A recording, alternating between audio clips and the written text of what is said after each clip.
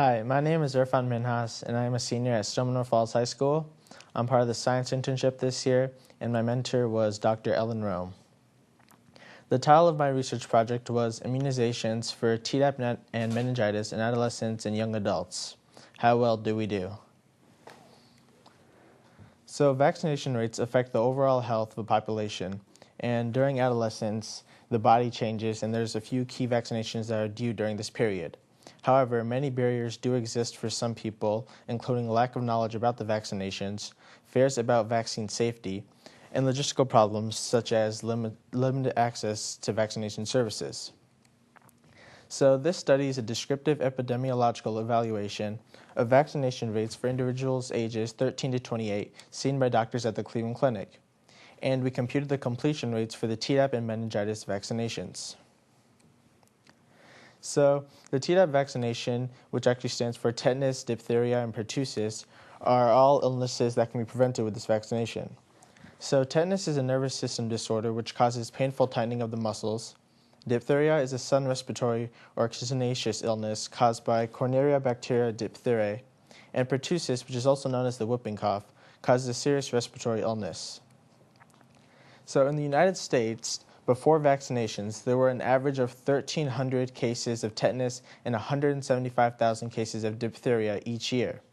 Since vaccinations have been available, over 96% of diphtheria cases and over 99.9% of tetanus vaccinations have actually failed. In 2004, there were more than 8,000 cases of pertussis in the U.S. among adolescents and more than 7,000 among adults. The AAP seeks to get to the Tdap vaccine at age 11 and then every 10 years after that. So before the Tdap vaccination, there was actually a TD vaccination. And the Tdap is actually an improvement because it added the vaccine against pertussis disease.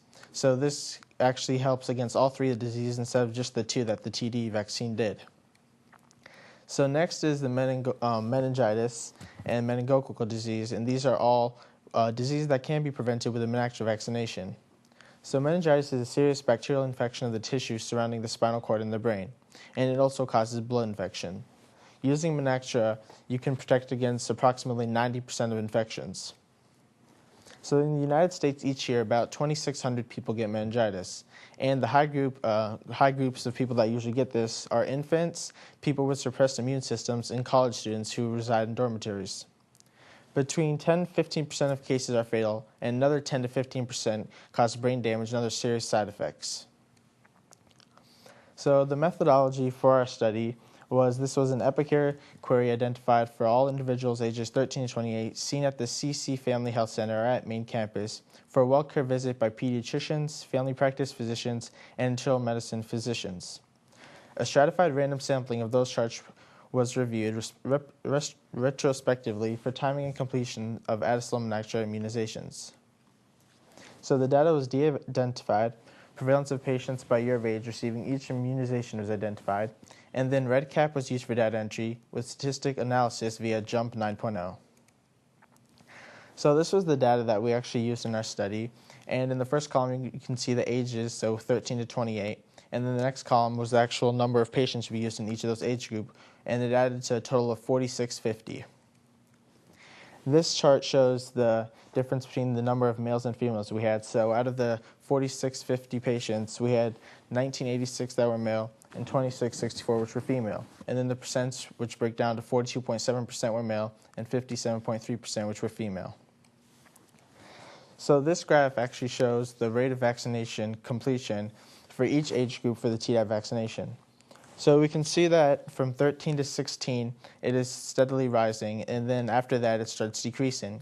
And what we basically noticed with this is that some of these vaccinations are pretty new. The Tdap vaccination, which was just introduced in 2005, so a lot of these older patients, when they were getting these vaccinations, some of these didn't even exist, and so that's why you see the lower completion rate for these older age groups. This is the meningitis graph, and again you kind of see the same trend. It's rising up till age 16, and then it steadily starts decreasing from age 20 downward, and this is because the same thing, the meningitis vaccination, was also introduced in 2005. So out of the patients observed in this study, out of the total ages 13 to 28, 60% received the Tdap vaccination and 70.4% received the meningitis vaccination. and then also 28.3% received the TD vaccination. And we also included that because a lot of the older patients didn't get the Tdap vaccination, but they did get the TD vaccination. So we did want to include that as well. So some limitations that we had was that this was a random stratified sample rather than inclusive of the entire available data from the Cleveland Clinic Health System. So there's over 25,000 data that actually exists for patients ages 13 to 28, but we only used around 4,650. Also, patients may have received vaccinations outside of the Cleveland Clinic Health System, and they could have got appointments from different hospitals or from their school, and so we don't have that data actually in this study. The number of patients for each physician were not represented equally, and then also Tdap may not be available in emergency rooms and other healthcare settings, and so TD may have been used. So in conclusion, we saw that opportunities do exist to improve vaccination rates for tetanus, diphtheria, and pertussis vaccination and the meningitis vaccine. Patients may be overestimating the risks of vaccine versus disease, and patients younger than 20 years tended to get vaccines more often than the older age groups. So some recommendations for a further study to do is to use a larger sample with more vaccination records. Look up vaccination rates among different ethnic groups because that can always be different between if you're Caucasian or African American. One group might have a higher rate than the other. And also to compare vaccination rates with previous years to see if we're actually getting better or doing worse. So that's just the works cited page. And so in the end, I'd like to say thank you to the Cleveland Clinic Office of Civic Education Initiatives, the Cleveland Clinic Pediatric Department, Dr. Ellen Rome, Laura Gillespie, Kimberly Giuliano, Sarah Worley, Janae McCauley, Samantha DeMarsh, and Harjot Sin. Thank you.